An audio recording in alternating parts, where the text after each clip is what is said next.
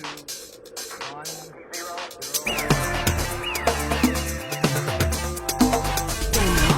tres, cuatro.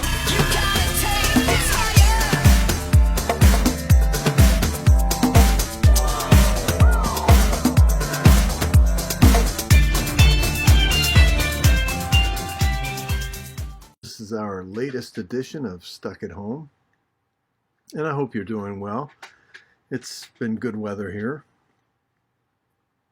in the Northwest. We're thankful. No rain, clouds, just nice, mid-70s, little humidity, minor, and just a very, very nice, temperate weather conditions here. We're thankful to have it.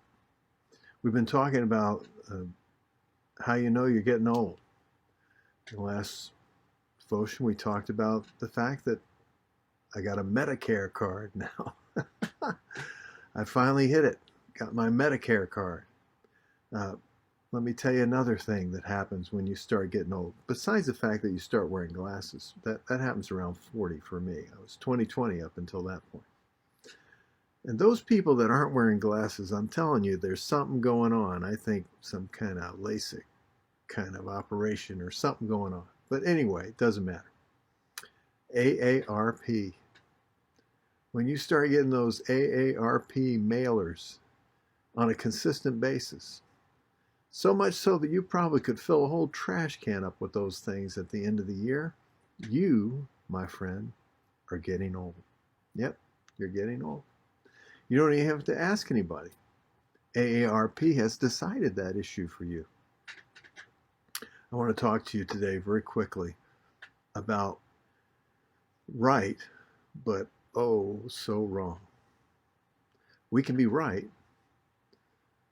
but wrong in terms of our relationship and motives and the way that we approach certain truths, perhaps situations in life. I'll give you an example.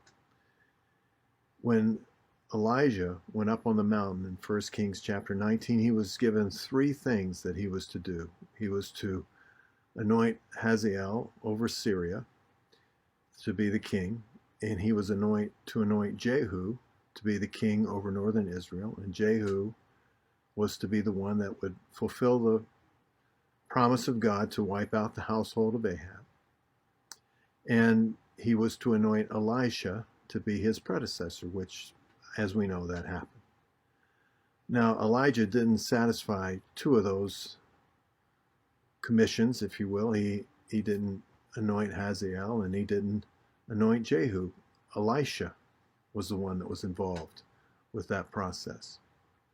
And when Jehu was anointed in 2 Kings chapter 9, you can actually read about it all the way from chapter 9 through chapter 10, you'll find out that he was just a captain in the army of northern Israel, and he was approached by the prophet, and he was anointed, and he was told what he was to do, and he went out with great zeal to accomplish the will of God. He killed Ahab's son Joram.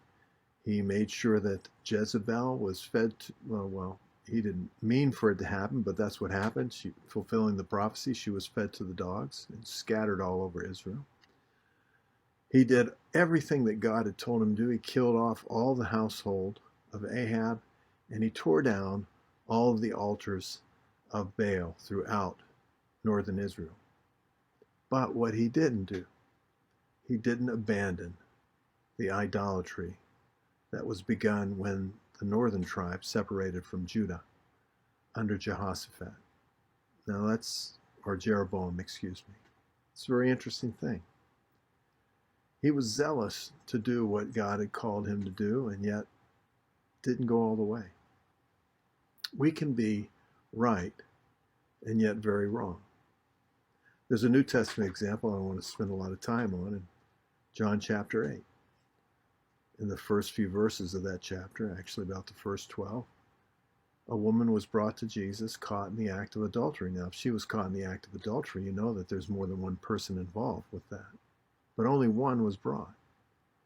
And there was false motives involved. They were trying to trip him up, see if Jesus wouldn't in some way impugn his own character. And you'll remember that Jesus knelt down and started writing on the ground, and multitudes, almost every commentary you'll read has a varying opinion on what was said. I personally believe that Jesus wrote a very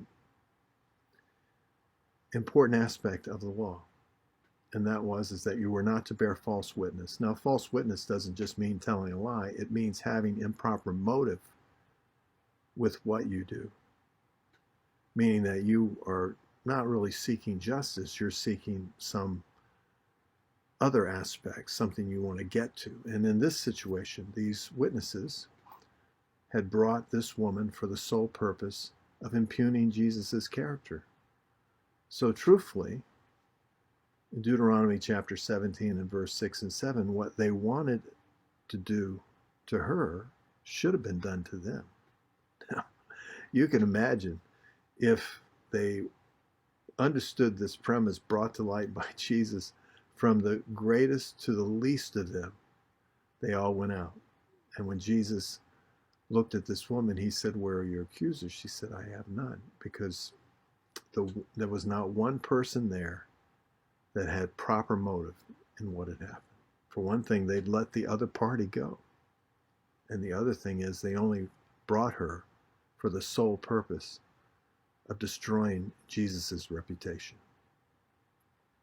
Sometimes we can be right, folks, and wrong, very wrong, in the way that we approach our attitude of being right.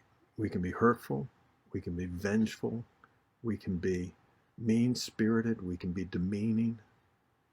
All of these things are contrary to the nature of Christ. I hope in your heart and mind that what we can look at as we go through the world in the day that we're living in, that we can have a proper attitude of love and compassion and respect for those that we disagree with. If we do,